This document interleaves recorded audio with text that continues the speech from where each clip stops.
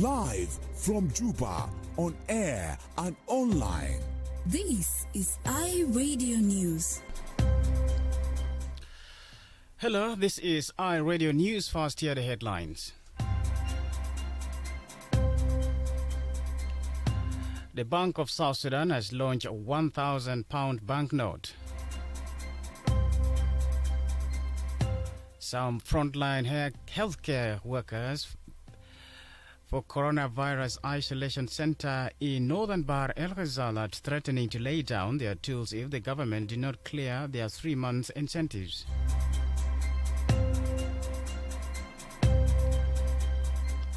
And the Member of Parliament representing Kajukeji County in the yet-to-be reconstituted National Parliament has died.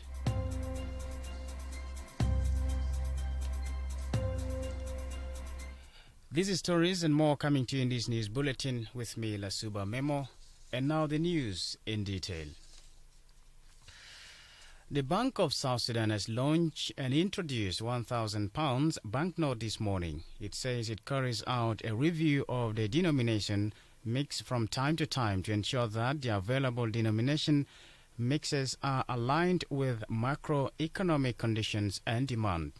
It added that the introduction of the new higher denomination is aimed to complement the existing banknotes to ensure customer convenience and bring about efficiency in the printing of currency to generate savings for the country. Diertong Ngor is the governor of the Central Bank of South Sudan. He launched the £1,000 banknote in Juba this morning.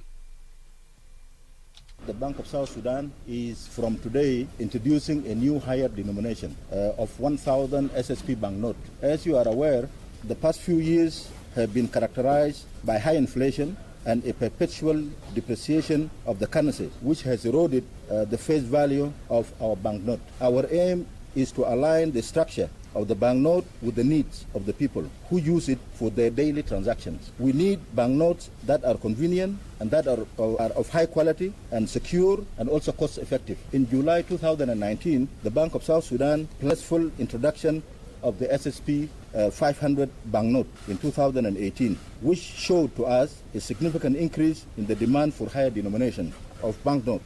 It is with these few remarks that I now declare the new denomination of SSP 1000 banknote to be formally launched.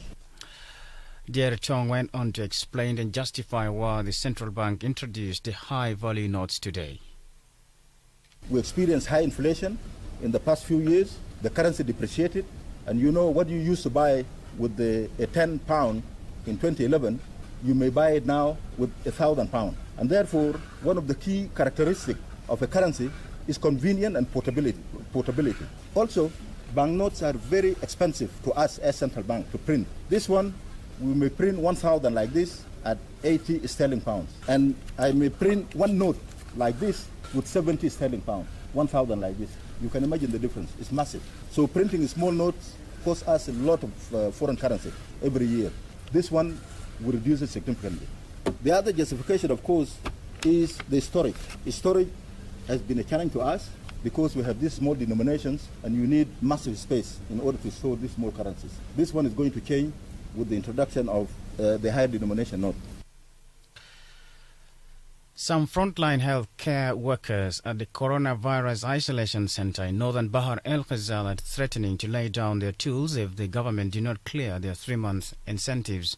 The 29 healthcare workers, comprising of nurses, clinical officers and lab technicians, were recently contracted by the World Health Organization to take care of COVID-19 patients admitted at Lighthouse Medical Center in Awel Town. Okota Manuel filed this report. Lighthouse Medical Center is the only public center designated by authorities in northern Bahr el Ghazal and partners for the isolation of COVID-19 patients. Some of the healthcare workers say the detail of their contracts remain unclear.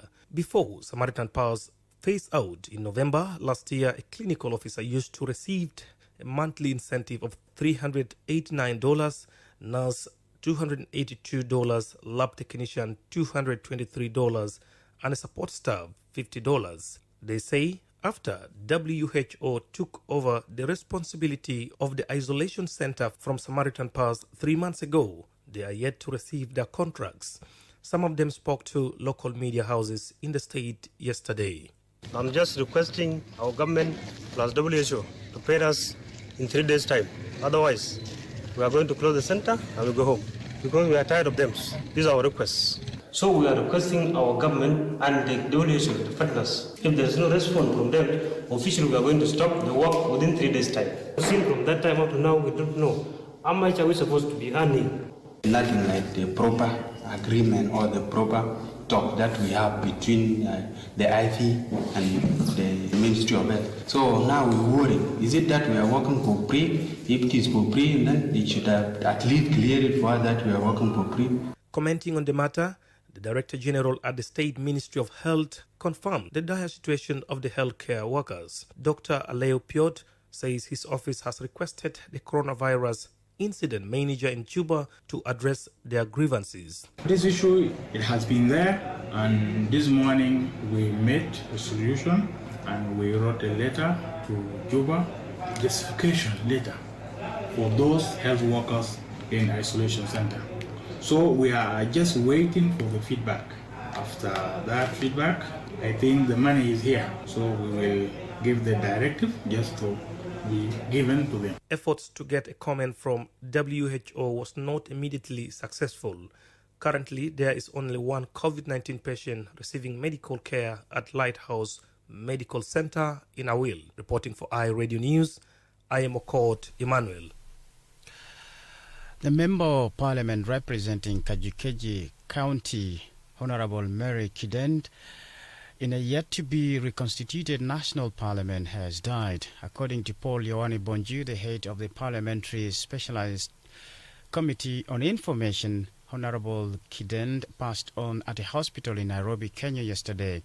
She also served as the First Minister for Gender, Social Welfare and Religious Affairs of the semi-autonomous government of South Sudan from 2005 to 2009. Yohane Bonju confirmed her demise to iRadio last evening.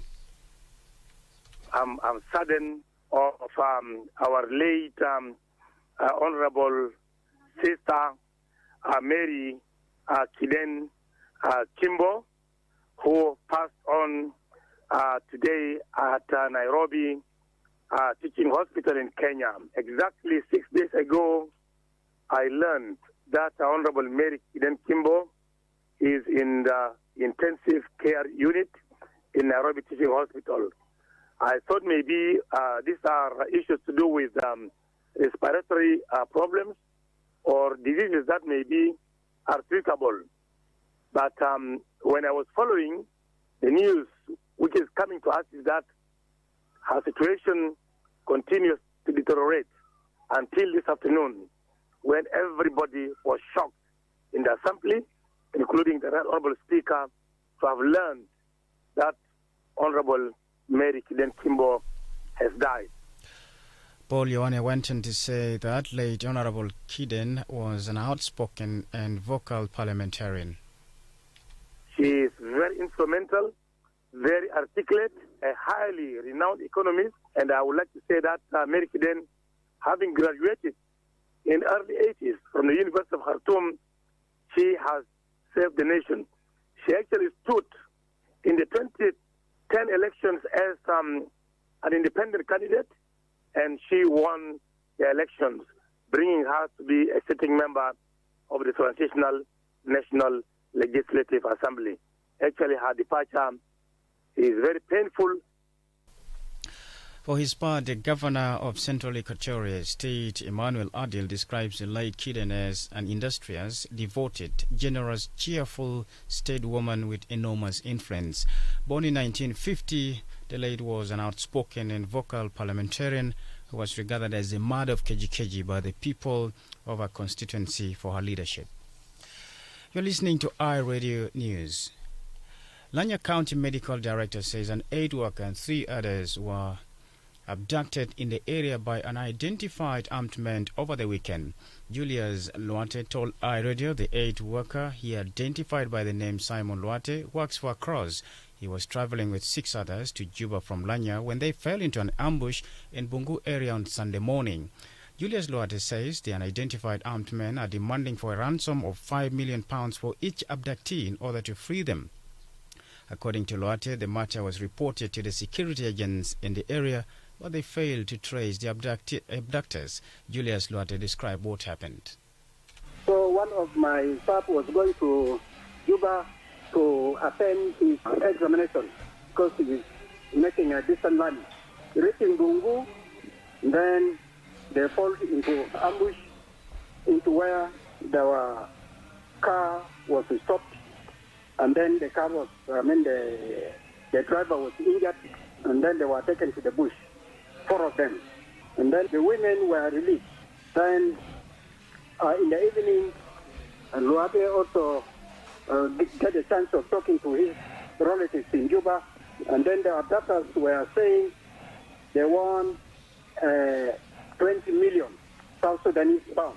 One person to pay 5 million, and the deadline was today. Julius Luate is now appealing to the national government to intervene. So I'm appealing to the government, at least let them really involve themselves, at least to get rid of these people who are robbers on the road. And if not, they can just deploy military people on the road so that at least to save people. iRadio could not immediately reach across for comments. The Ministry of Environment has summoned a Ugandan-based company that signed a $2.5 billion contract with authorities in Western Equatoria to cut teak in the area. The Undersecretary in the Ministry of Environment, Joseph Africano Batali, revealed this to iRadio yesterday. Mr. Batali said the move is to inform TODAF that the deal it is struck with Western Equatoria State Governor Alfred Futio Karaba to fell 50 million trees is illegal and has been suspended.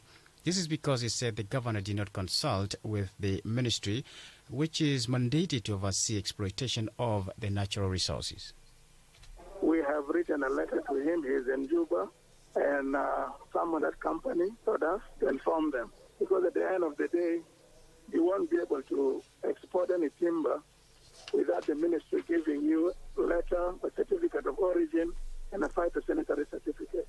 And at the same time, it's the ministry that assesses the value of the timber. So what he has done is so crude, and besides, there's no government form in the state.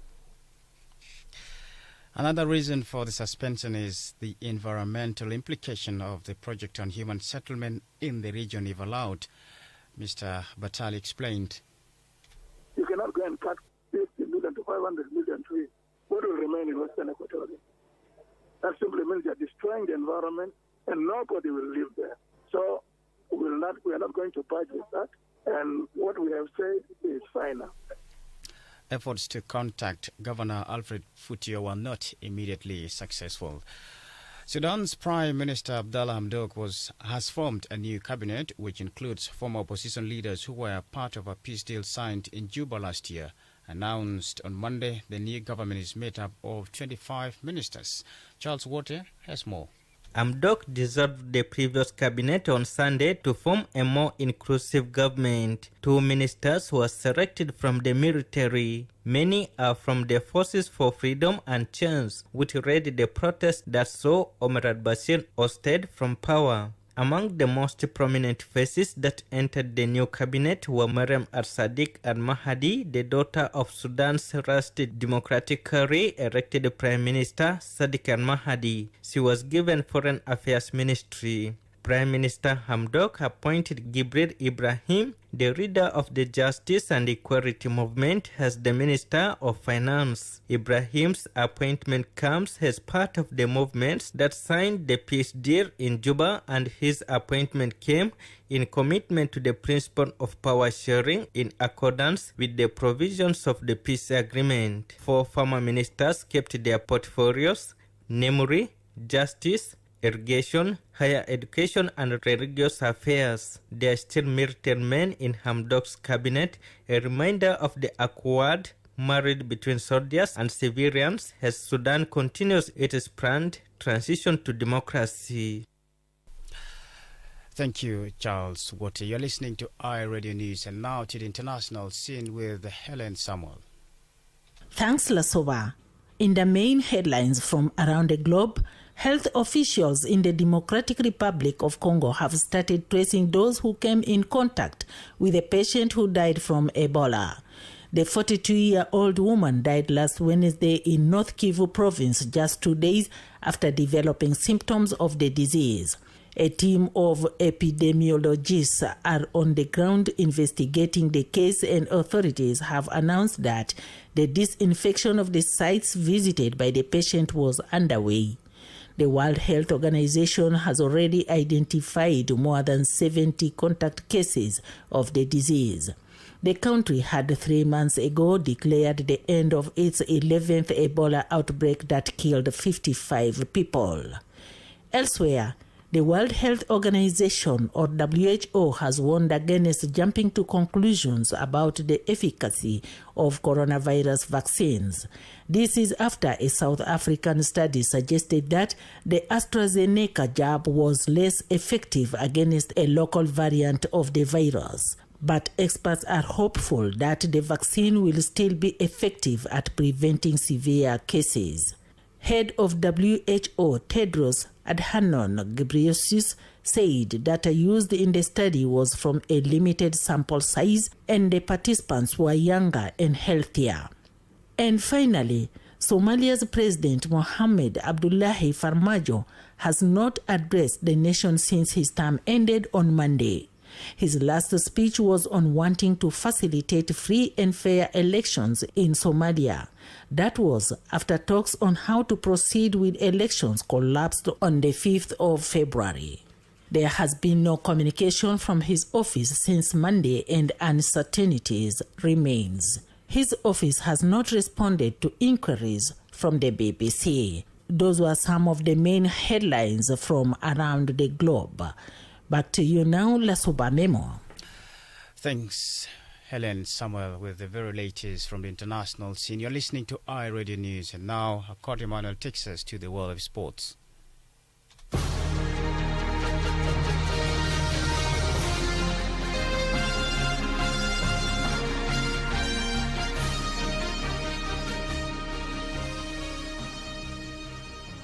Welcome to iRadio Afternoon Sports. Look at stories in the local scene. The spokesperson of South Sudan Football Association says they have secured a green light from South Sudan National Task Force for Coronavirus to continue with the remaining games of South Sudan Cups at all 16 local football associations. Last week, the National Task Force on Coronavirus has reintroduced total lockdown measures after a surge in coronavirus cases in the country.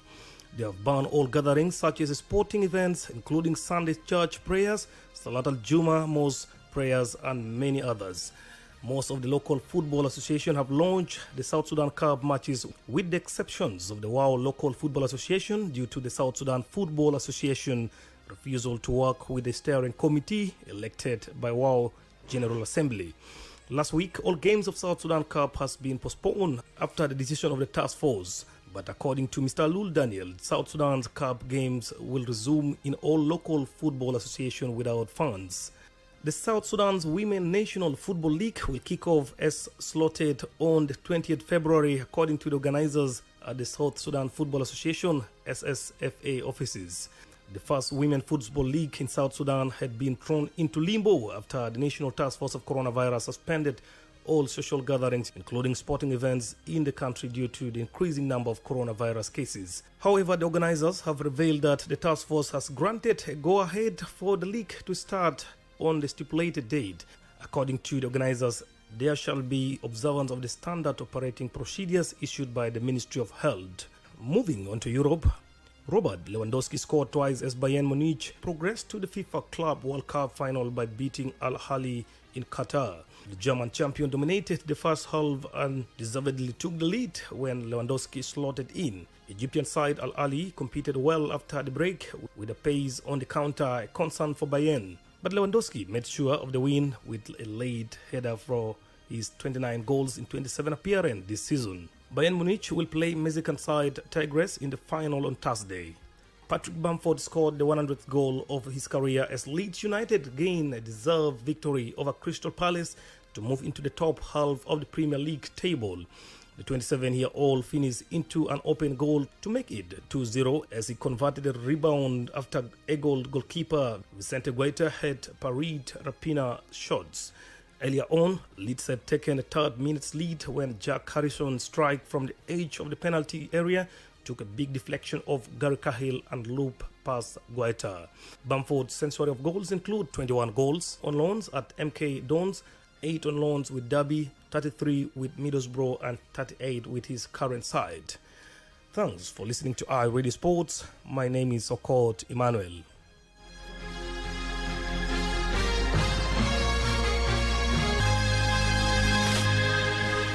Thank you indeed, Court Emmanuel. You're listening to iRadio After the News. And to end this bulletin, here are the headlines once again.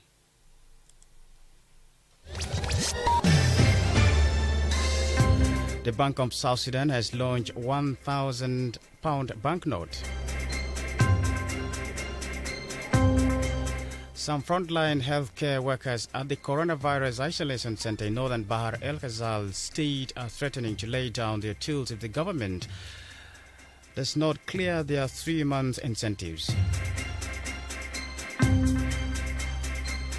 And the Member of Parliament represents استكمال الأوراق النقدية الحالية لضمان الراحة العميل وتحقيق الكفاءة في طباع العملة لتحقيق وفرات البلد. دير تونغور هو محافظ البنك المركزي، هو أطلق الورقة النقدية في 100,000 جنيه في جوبا الصباح ده. بنك جنوب السودان من يوم الليلة بيقدم فئات جديدة بتاعت 1000 جنيه بتاع جنوب السودان. زي ما انتوا عارفين في السنوات الفات كان في تضخم كبير حاصل في العملة بتاعنا، وده قلل من قيمة بتاعت الجنيه، وهدف بتاعنا احنا دايرين الفئات الجديد الكبير ده يكون متبادل بين الناس. وكان في شهر 7 سنة 2019 بنك بتاع جنوب السودان قرر عشان يعمل موضوع بتاعت التخزين بتاع الفئات الصغيرة بتاع القروش. ده تحدي كبير لنا